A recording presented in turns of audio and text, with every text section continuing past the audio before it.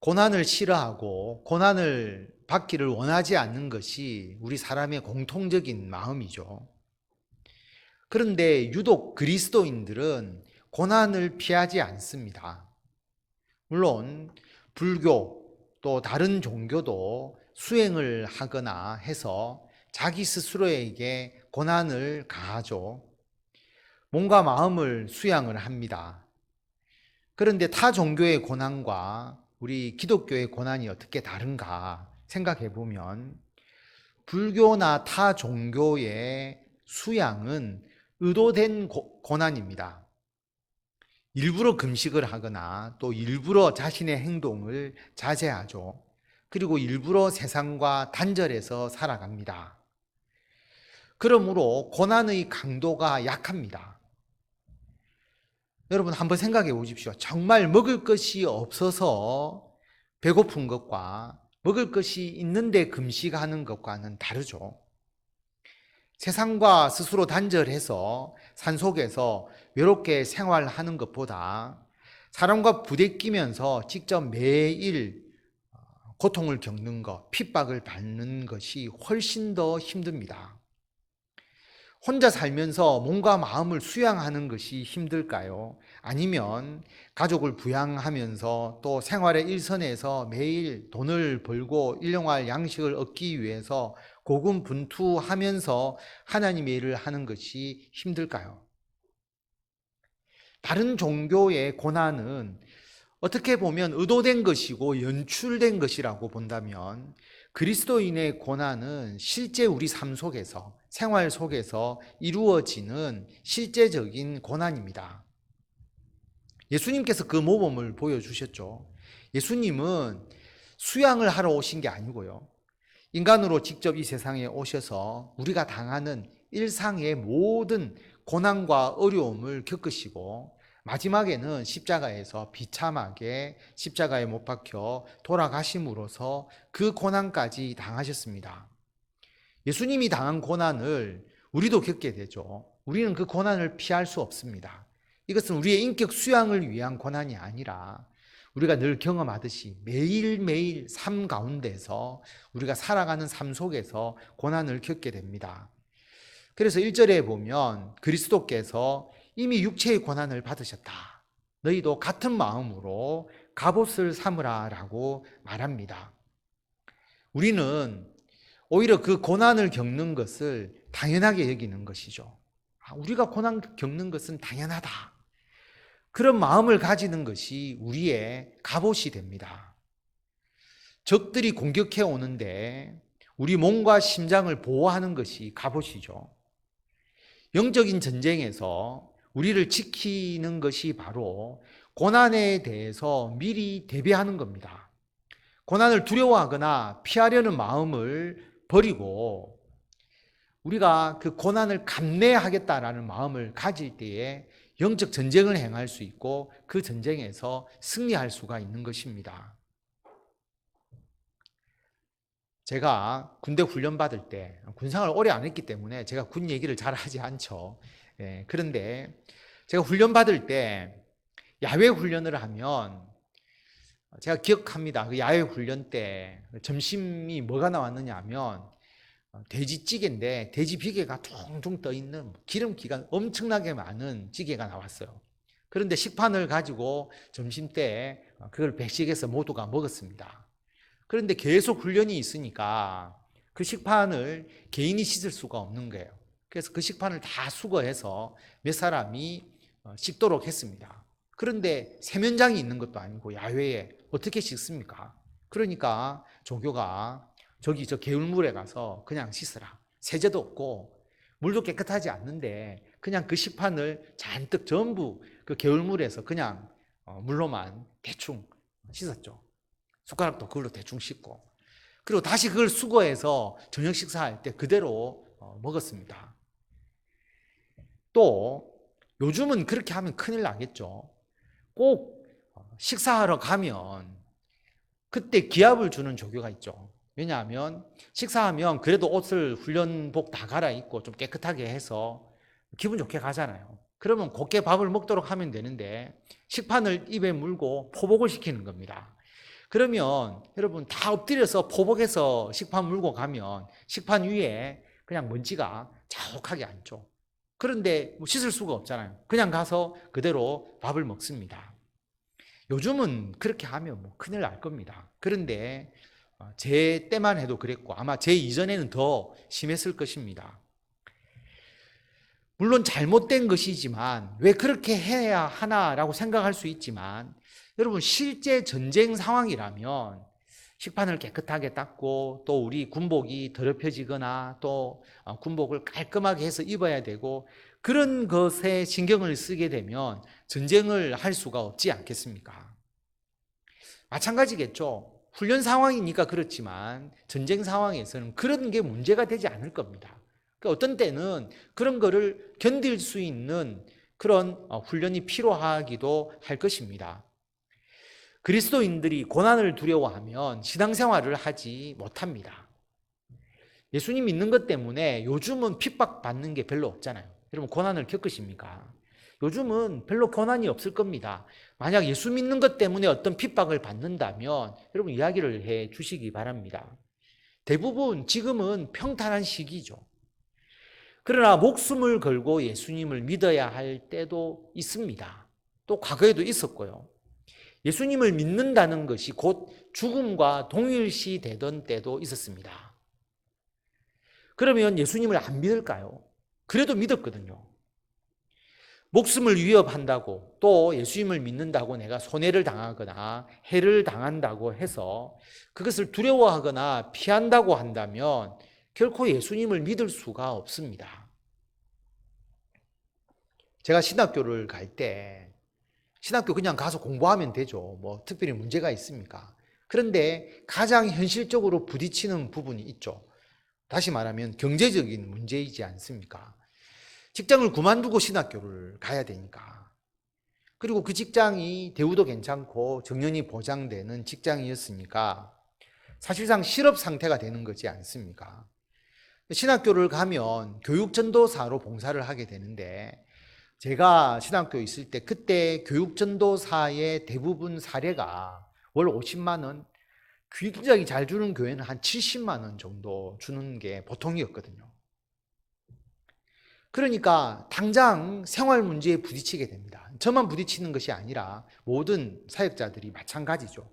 그런데 처음부터 사역을 쭉 한 사람들은 좀 괜찮지만 저는 일반적인 직장 생활을 하다가 신학교를 가니까 그런 부분에 대해서 사전에 걱정되는 부분들이 있었다라고 하는 겁니다. 그런데 그 당시에 생활 문제를 걱정하면 신학교를 갈 수가 없습니다. 신학생들 대부분이 거의 대부분이 우리나라에서 가장 가난하고 힘든 시절을 보내는 사람들이었습니다. 결혼해서 나이도 있고 자녀도 있는 분들도 있었거든요.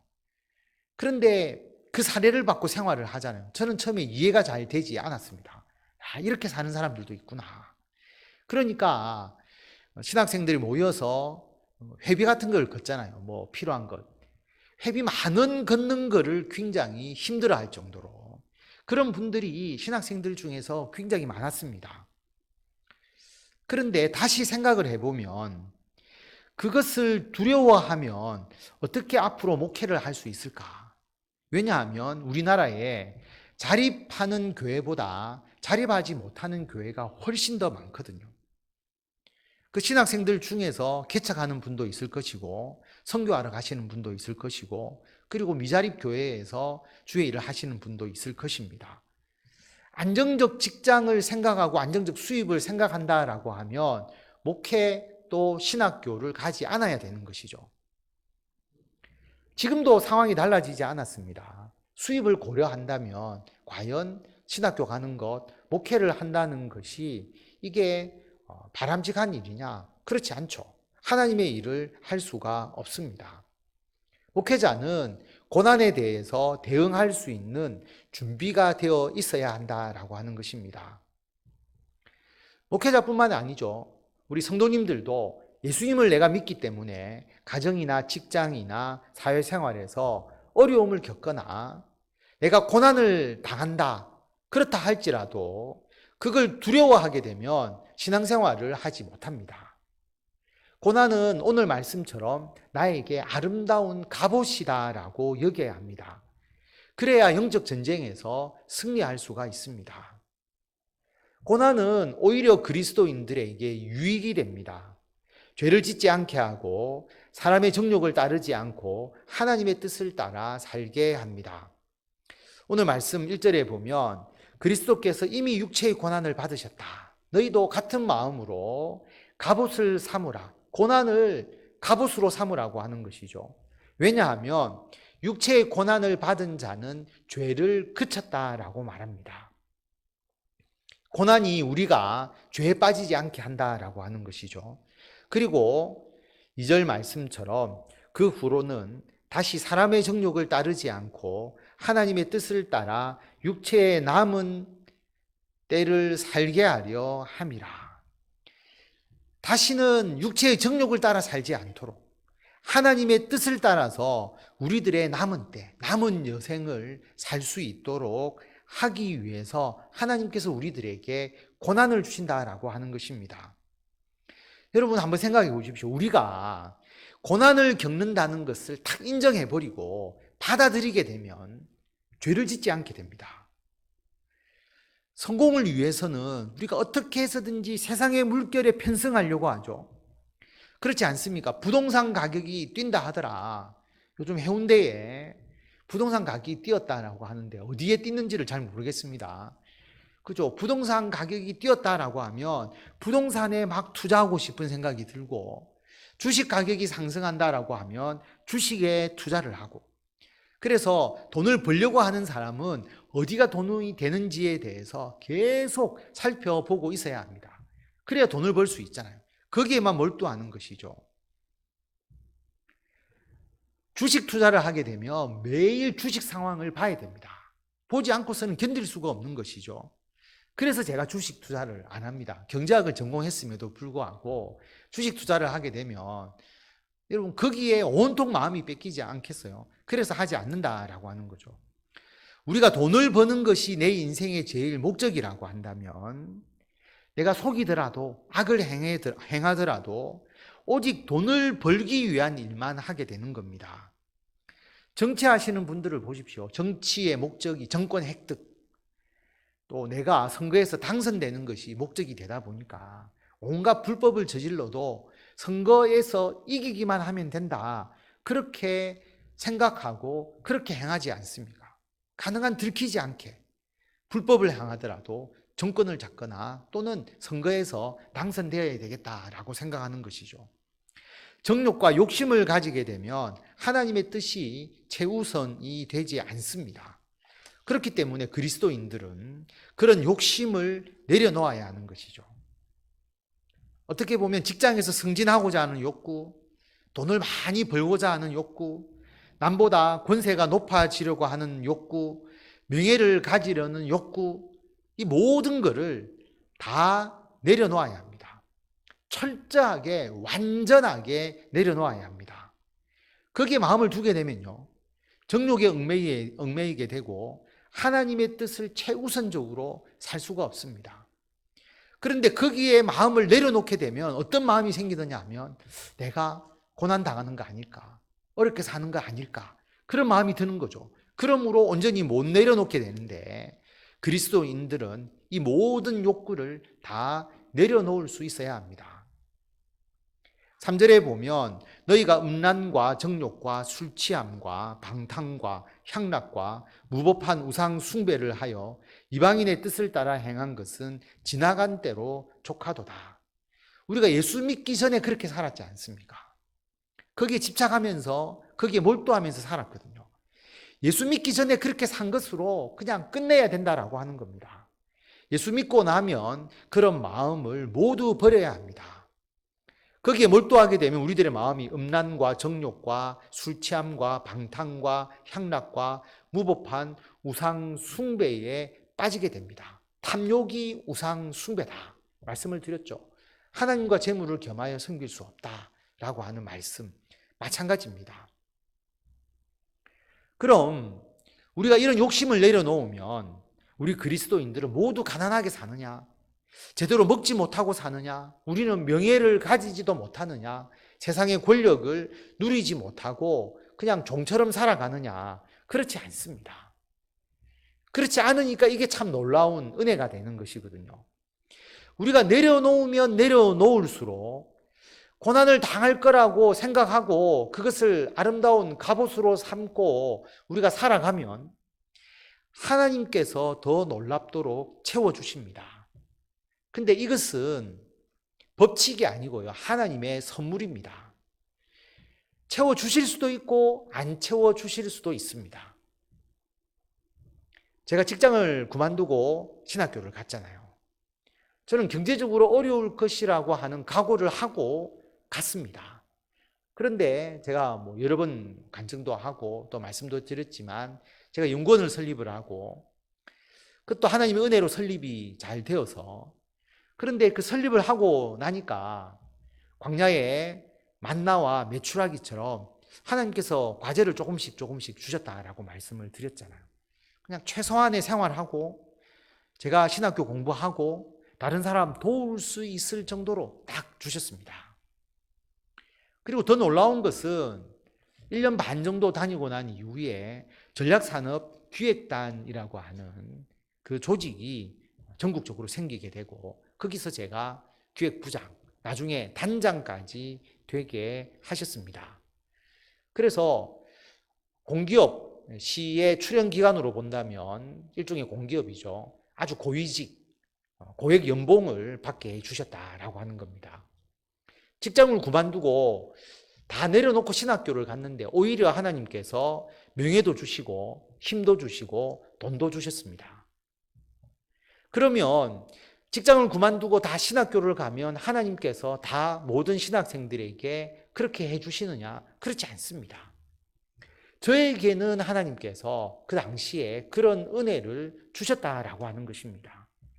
그래서 그것은 선물입니다. 하나님께서 저에게 그런 선물을 주셨죠. 근데 선물의 마음이 빼앗겨서도 되지 않습니다. 제가 그 선물을 받았지만 저는 거기에 제 마음을 두지는 않았다라고 하는 것이죠.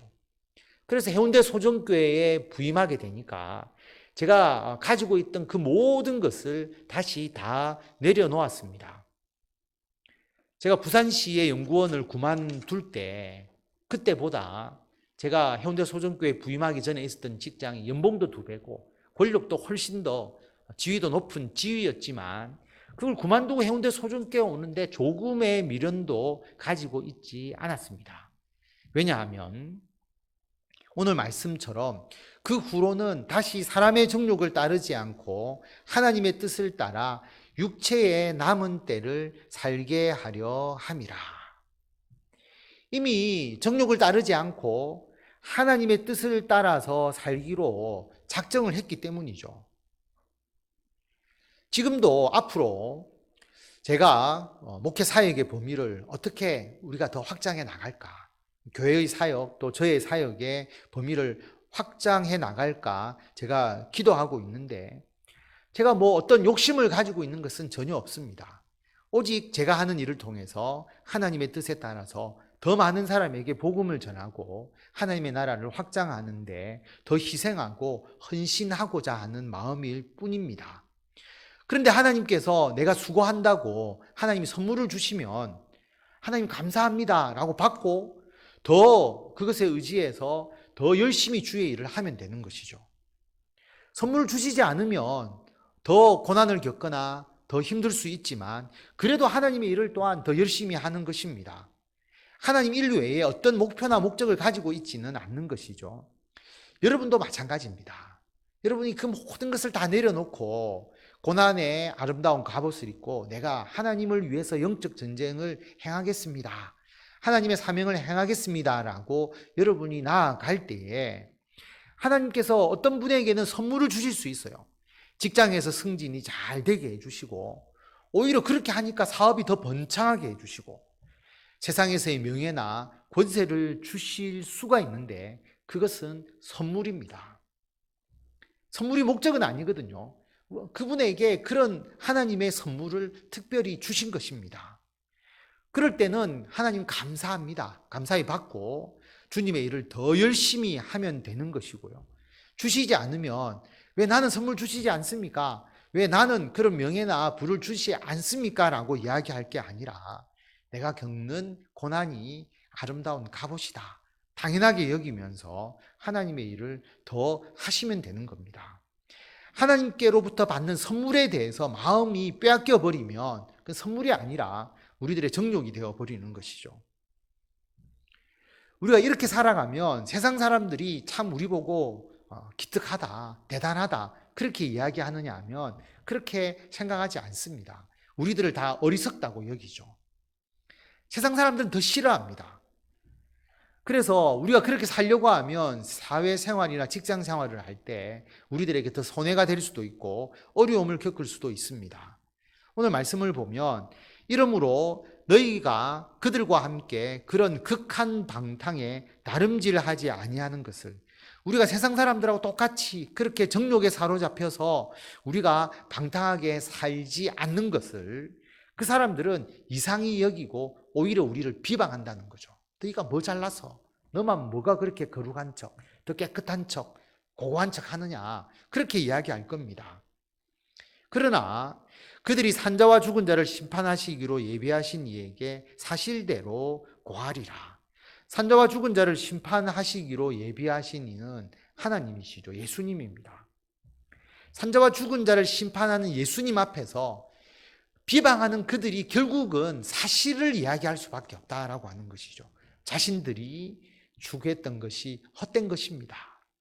우리가 행동했던 것이 오히려 옳은 것입니다 라고 그들이 인정할 수밖에 없는 것이죠.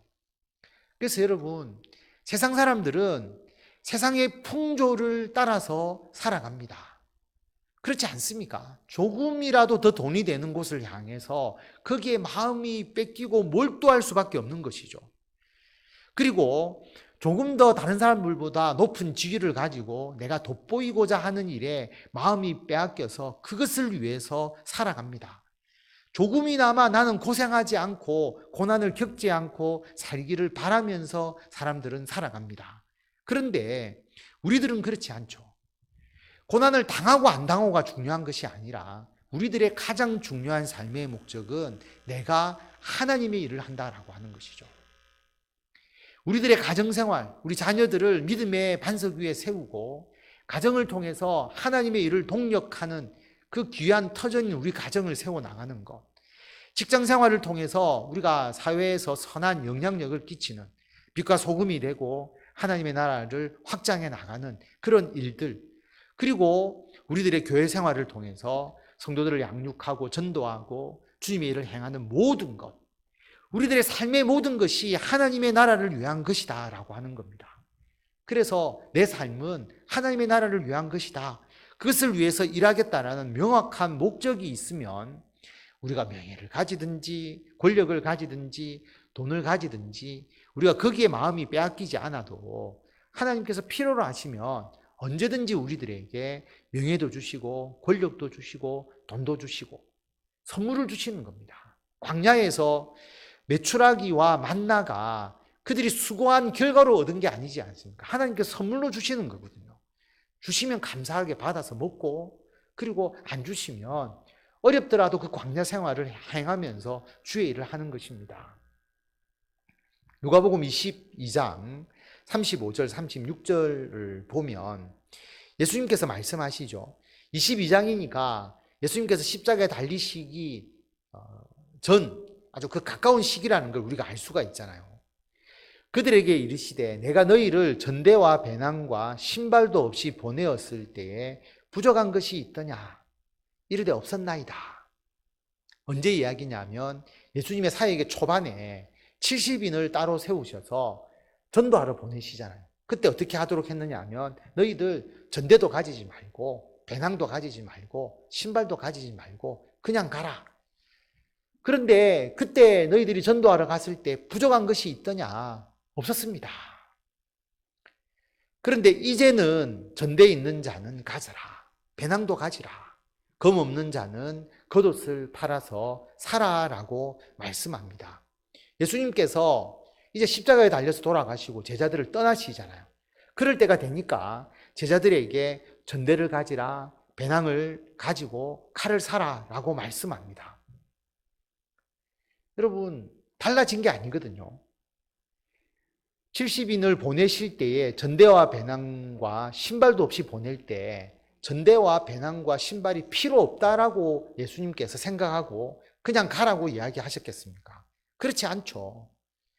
필요합니다. 돈도 필요하고 배낭에 넣어서 가지고 갈 소지품도 필요하고 신발도 필요한데 거기에 얽매이지 말고 주의 일을 하게 되면 하나님께서 전대도 챙겨주시고 그리고 배낭에 필요한 것도 챙겨주시고 신발도 챙겨줘서 너희들이 전도하거나 주님의 일을 하는데 어려움이 없도록 해주겠다라고 하는 것이죠.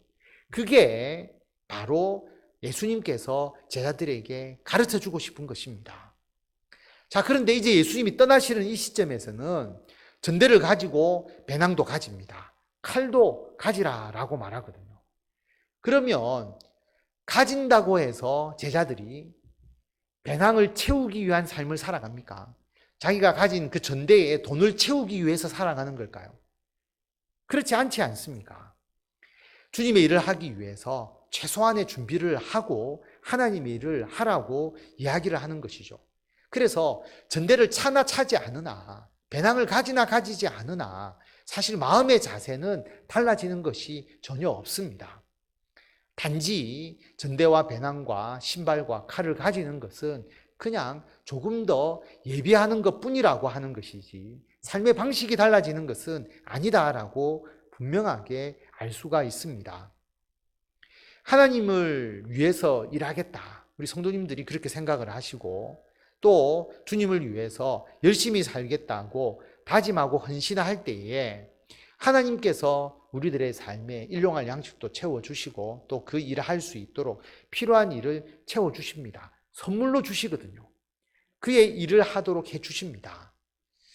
저도 여러 번 말씀드렸지만 신학교를 가면서 그냥 신학교를 갈 수 있는데 그래도 내가 뭔가 활동할 수 있는 터전을 만들어야 되지 않겠나 싶어서 연구원을 설립을 했거든요. 쉽지 않은 거였는데 하나님께서 참 은혜로 잘 설립하게 해주셔서 연구원을 설립을 했습니다.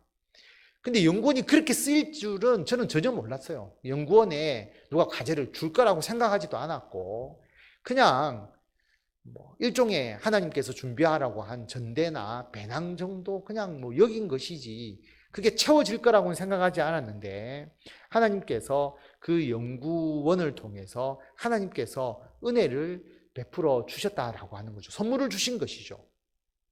저는 제가 신학교 가기 전에 가지고 있는 그 경력이라고 하는 것, 하나님께서 준비시킨 그 경력을 통해서 그 길을 이제 가게 된 것입니다.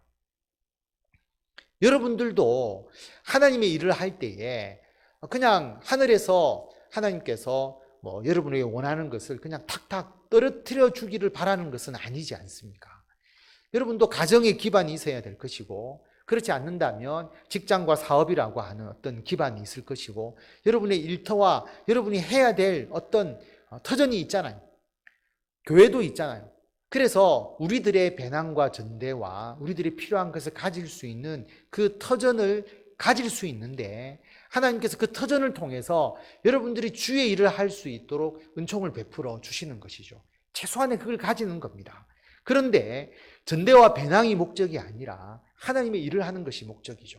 우리들의 가정과 직장과 우리들의 사회생활이 가장 중요한 목적이 아니라 그것을 통해서 하나님의 일을 하는 것이 목적이다라고 분명하게 우리에게 말씀하고 있습니다.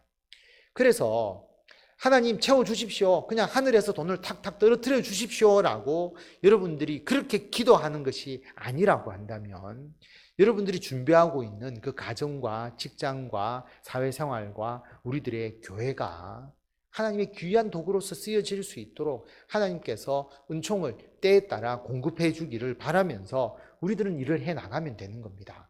어떤 분들에게는 많이 채워주시고 선물로, 어떤 분들에게는 적게 채워주시고 주의 일을 하라고 하는데 그 많고 적음이 저는 전혀 중요하지 않다라고 생각합니다.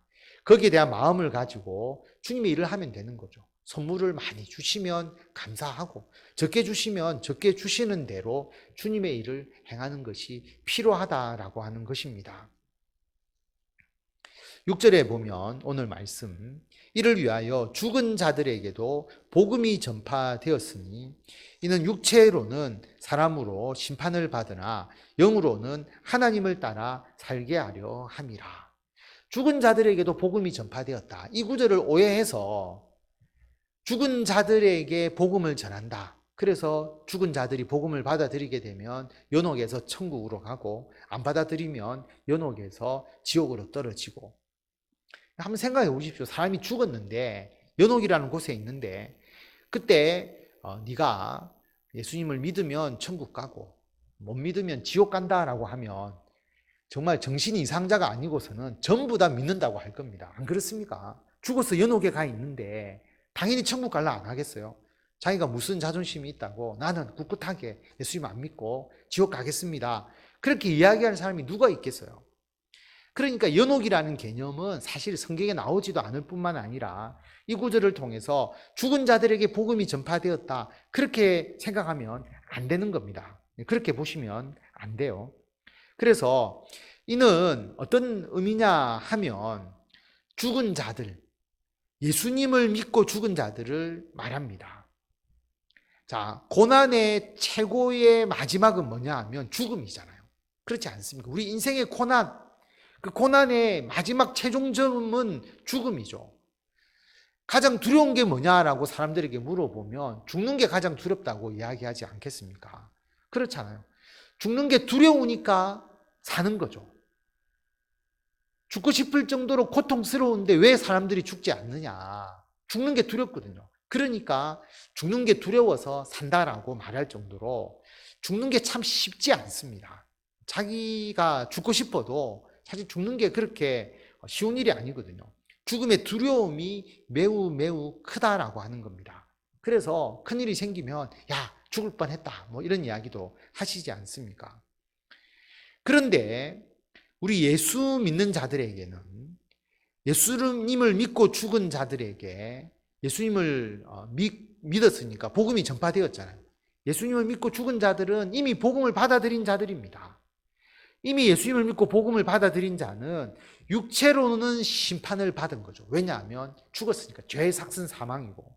그래서 우리가 육체로는 죽음을 경험하지만 영으로는 하나님을 따라서 살 수 있게 되었다라고 하는 겁니다.